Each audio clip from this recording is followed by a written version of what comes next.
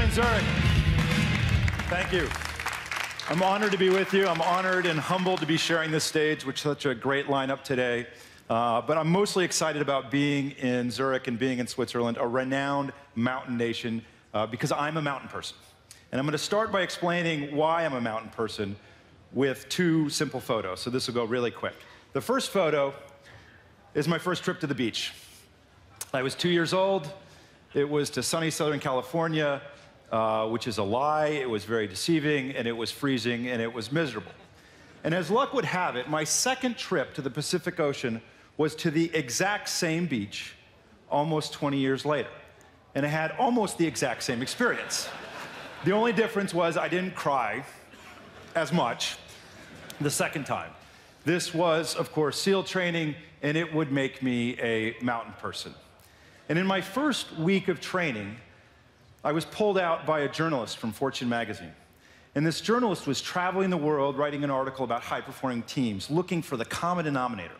And in addition to us, he was also talking to the Tokyo String Quartet, in addition to racing pit crews, to try and see what all these teams had in common.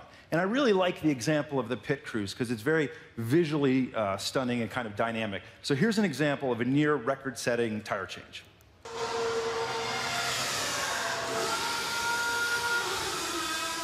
Now, like a lot of models of high performance, if you don't play in this Formula One space, you have no idea what just happened. So I've slowed it down a little bit and put it in slow motion so you can actually see the team performance.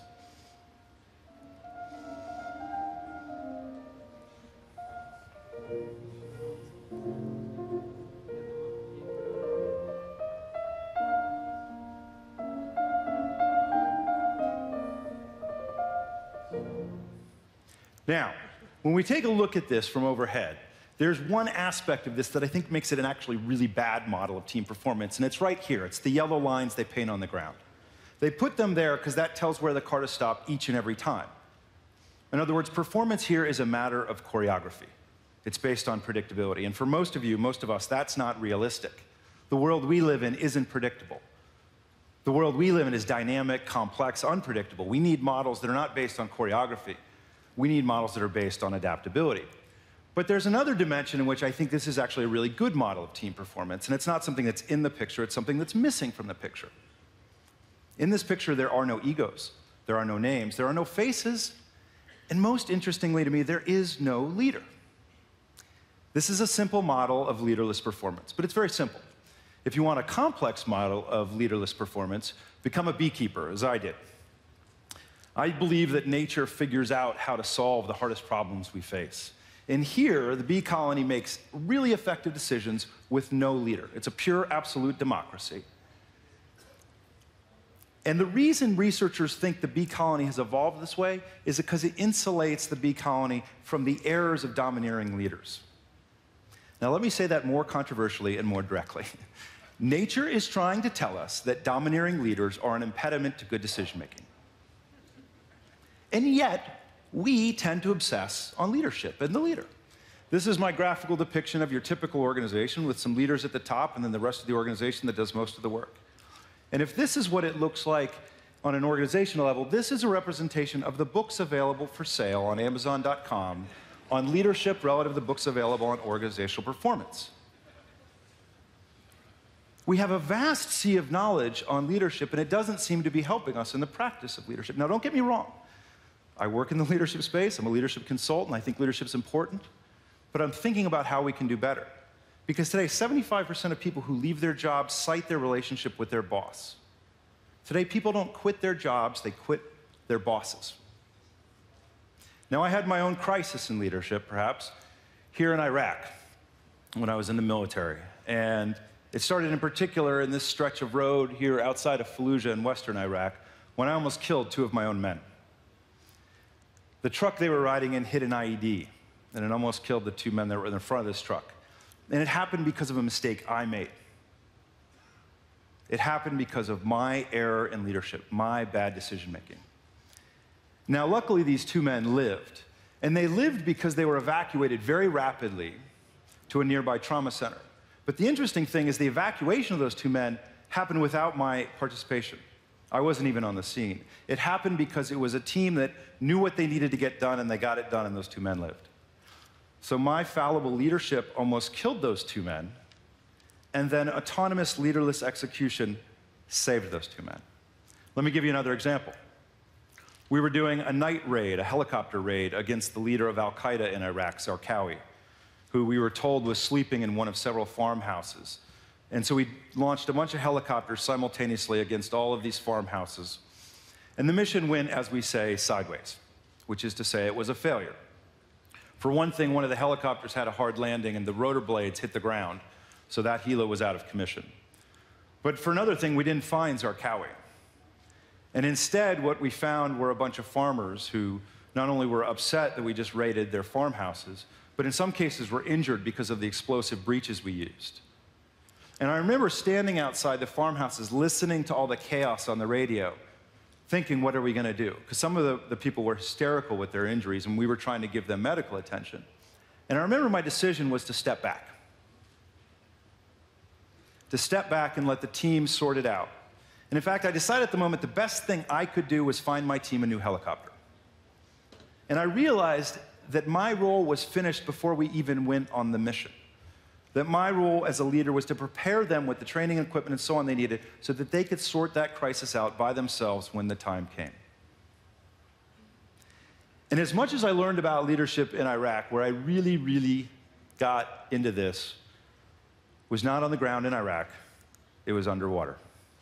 I had a great career in driving mini-subs, which was extraordinary. The most interesting one was this one, the Advanced Seal Delivery System. It's the world's most sophisticated mini-sub. It's called the ASDS for short. And as you see here, one of the extraordinary things, it could literally anchor on the bottom of the ocean, and you could lock out of the bottom of this submarine. And people would always ask me, what did that look like? Was it like Jacques Cousteau? Did it look like this? And I say, no. The nature of our business meant that we operated at night, and we operated without any lights, so usually it looked like this. And I'm going to tell you a little bit about a particular operation where my swim buddy and I dove out of the bottom of the submarine into the blackness. And we always operated in pairs, in swim buddies. So we had both locked out when a piece of heavy equipment we were working with became dislodged, and it became attached to me, and it started taking me to the bottom, like a rock. Now, the thing about swim buddies is they're always connected by a rope, physically. So now I was taking my swim buddy to the bottom with me. And I thought, this is bad. My swim buddy had the presence of mind to reach and grab the mini-sub and stop our descent, saving us and saving the mission. We recovered ourselves, locked back into the submarine, weighed anchor, and drove out in the middle of the ocean. One of the extraordinary things about the submarine is we could mate with and land on the back of regular nuclear submarines. So I spent a lot of time on the back of these Navy nuclear submarines. The one pictured here is the USS Greenville. And it was actually infamous for a while because she had a tragic mishap where she collided with and sank a Japanese fishing trawler, the Hime Maru, killing 9 of her passengers. And because I spent so much time with the Greenville, I came to understand the cause of the incident. And they said it was a culture of heroic leadership. The crew did not question the commanding officer because they believed in the infallibility of his judgment. There were people on the Greenville that day in the control room who knew that what they were doing was risky, who knew that they should speak up, who knew that they were at risk of hitting fishing traffic on the surface, and yet they didn't speak up because they believed that with the commanding officer in charge, nothing could go wrong, of course, until it did. In the mini-sub business, we didn't take that risk. We believed that we were fallible. In fact, we had swim buddies for a reason. We had a saying, 2 is 1 and 1 is none. On the Greenville, they had a culture of heroic leadership, which exposed the system to the mistakes of their leaders. So this was a formative experience, and I have to say, in my 20 years in the Navy, this was by far the most interesting vehicle or set of vehicles I ever had the opportunity to drive, with perhaps, or ride in, with one exception, and that's this one. Working at the White House for a couple of years, I had the opportunity to travel with President Obama on a few Air Force One trips, and the most interesting was when he went to give the awards and got the debriefing from the team that did the raid on bin Laden. And a couple of things struck me about that trip. One was when he was giving the team their awards, the team really didn't understand why they were getting all the attention. They said that the credit should go elsewhere to either the helicopter pilots or the intelligence professionals.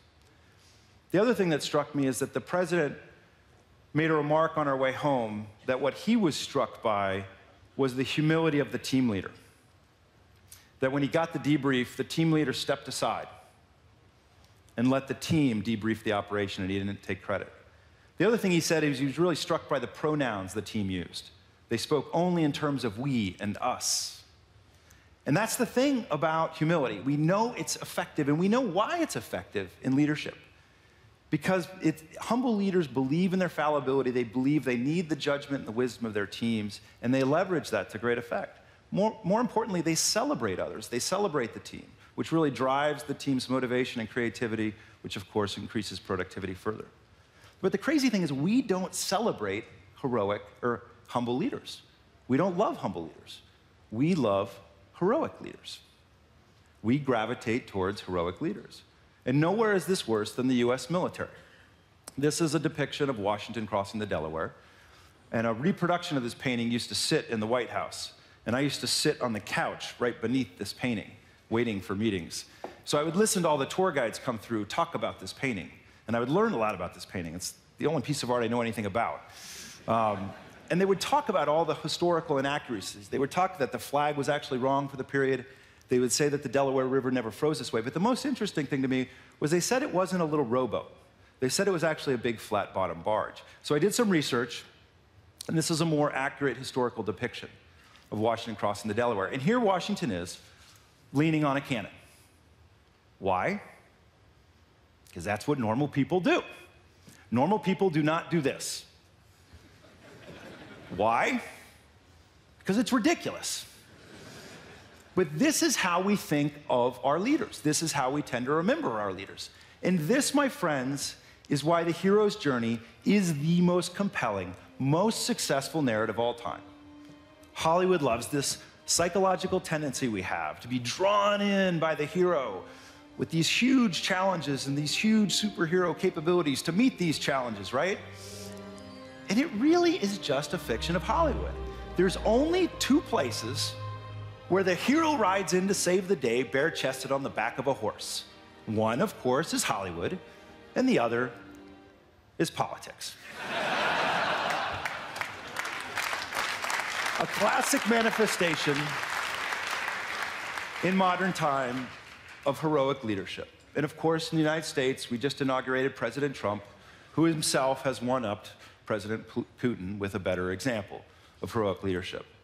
And we know that politicians love to exploit the psychological tendency humans have to look to leaders who will exaggerate the size of our challenges and then exaggerate their ability to meet those challenges. And we fall into this trap all the time. I'd like to close by telling the story of two Erics. This is the first Eric. He was my roommate and best friend, and he was killed in Afghanistan when the helicopter he was on was shot down by the Taliban in the movie made famous by the movie Lone Survivor. And this is how he's often depicted. This is a better depiction of Eric at my wedding. And I like it because it shows him as a man, a normal person. The magic of Navy SEALs is not that they have superpowers. They're regular people. They're ordinary people, like all of us. They're fathers, poets, cooks, you name it. What makes them special is not extraordinary power, it's the fact that they come together in extraordinary teams. They're not superheroes, and unlike superheroes, and like humans, they don't come back from the rubble when their helo crashes. The second Eric is my son, named after the first Eric. And I clearly cannot convince him of this, but superheroes are a myth, and heroic leaders are also a myth. And just as I hope that my son will outgrow this phase, I very much hope that we learn to outgrow our tendency to look to the heroic leader, to look to shows of strength, and instead look to the us, look to the we, and start to see humility not as a weakness, but as a strength.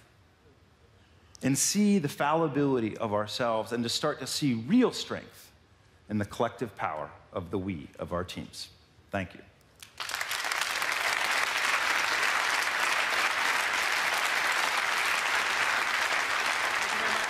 Thank you. Jeff, one question. Yeah.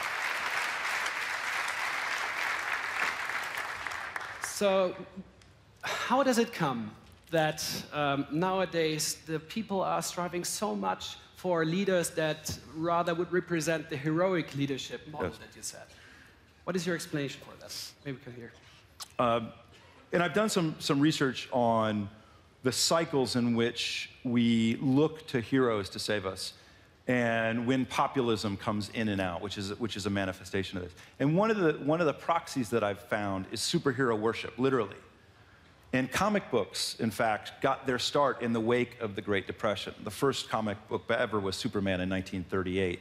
And you can actually see the trend lines in the comic book industry and superhero worship, whether it's in print or in film, following economic cycles. So for instance, they got resurged in the United States in the wake of 9/11 and again after the 2008 economic cycle. So it seems to me that there's a relationship between when we see our challenges starting to exceed our capabilities as a society, which is of course more and more prevalent in the digital age as the pace of change is accelerating, we look to solutions that are superhuman because we become frustrated. And then, of course, you get the ability for politicians to exploit this with populist politics. But you would suggest then to rather see the we than the I to overcome these obstacles? And how would you say, or how much part of leadership then nowadays is also about following? Well, and don't get me wrong, I think the key in leadership is to create a compelling vision. And that, is, of course, has to come from somewhere, right? But leaders can't do anything without great followership, right?